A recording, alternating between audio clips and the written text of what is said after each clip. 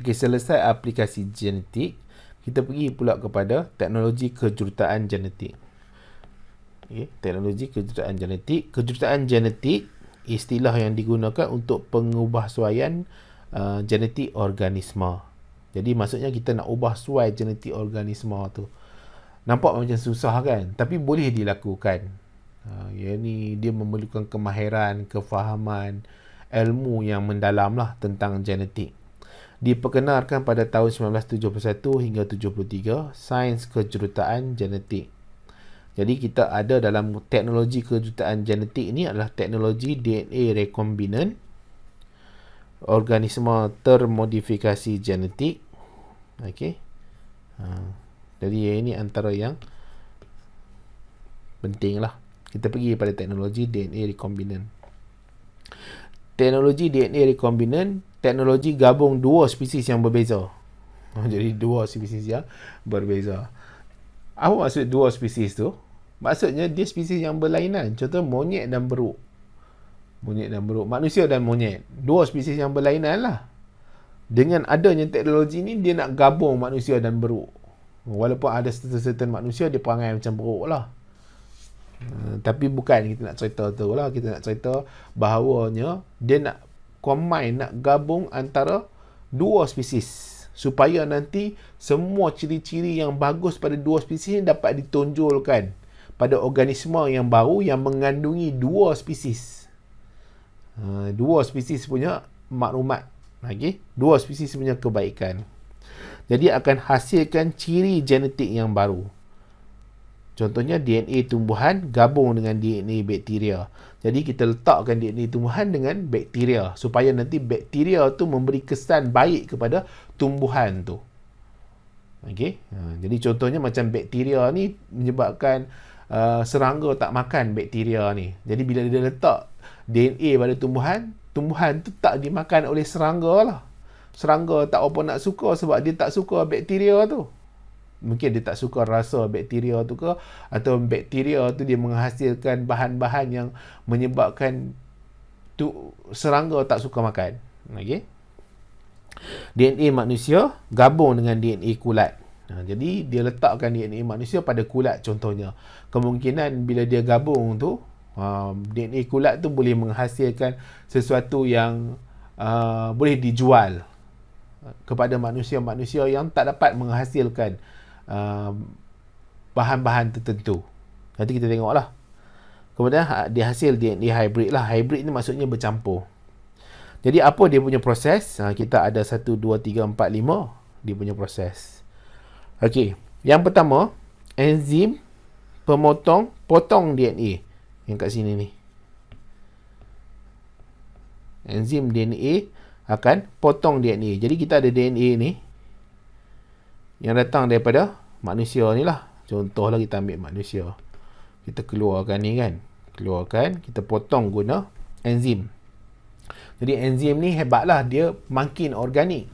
Kemudian dia ada kuasa, ada macam keupayaan macam gunting untuk memotong DNA. Jadi bila dia dah potong, dia ada enzim pemotong. Kedua,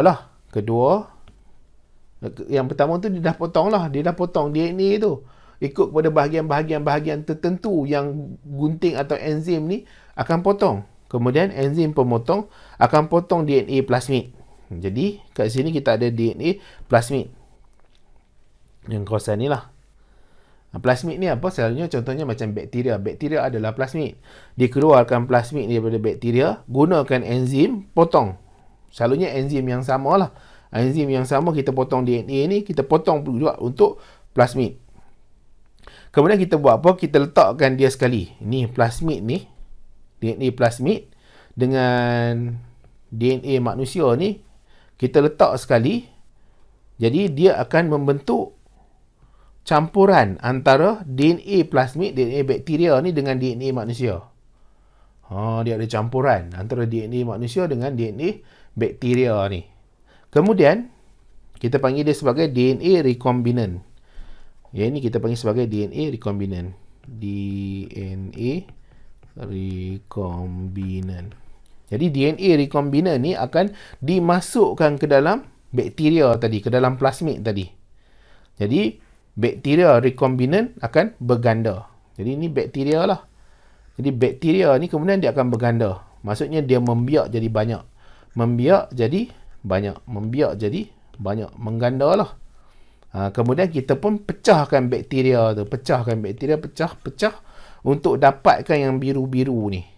Biru-biru ni apa? Ialah hasil daripada gene insulin. Sebab apa? Yang kita ambil dekat DNA manusia ni, adalah bahagian gene untuk penghasilan insulin.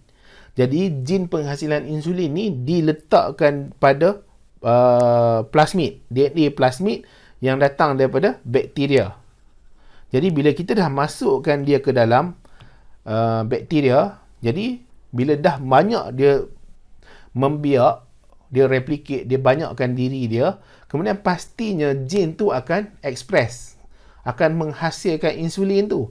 Jadi bila dah bakteria tu banyak ke dalam tangki penapaian ni, kita boleh guna bakteria tu, pecahkan bakteria tu untuk dapatkan insulin sahaja. Jadi sekarang ni dapatlah insulin. Hasil daripada gene manusia tadi yang dipotong-potong masuk ke dalam plasmid DNA. Kemudian plasmid DNA itu kita panggil DNA rekombinant, masuk ke dalam bakteria. Kemudian bila dia masuk ke dalam bakteria, dia akan biak jadi banyak. Bila biak jadi banyak, pastinya DNA ataupun gene bahagi insulin tu akan hasilkan insulin. Jadi kita boleh pecahkan bakteria-bakteria ni untuk keluarkan insulin saja. Okey, proses apa? Dia ada proses selalunya pemparan lah. Dia akan asingkan empor akan tu, dia akan terasing lah insulin mana, plasma membrane dekat mana, dia akan asingkan. Dia ada teknik pengasingan dia tu. Jadi sekarang ni guna bakteria saja boleh hasil insulin. Jadi insulin ni bila dah dihasilkan, diasingkan, bolehlah jual. Kan, syarikat-syarikat farmasi yang besar-besar tu dijual lah ke hospital-hospital untuk orang-orang yang kena kencing manis ni, diabetes mellitus ni. Itu diguna bakteria. Jadi bakteria ni penting lah untuk manusia tu sendiri. Jadi dia combine, dia hybrid, dia campur dua spesies, iaitu spesies bakteria satu, spesies manusia satu lah, untuk dia hasilkan insulin ni.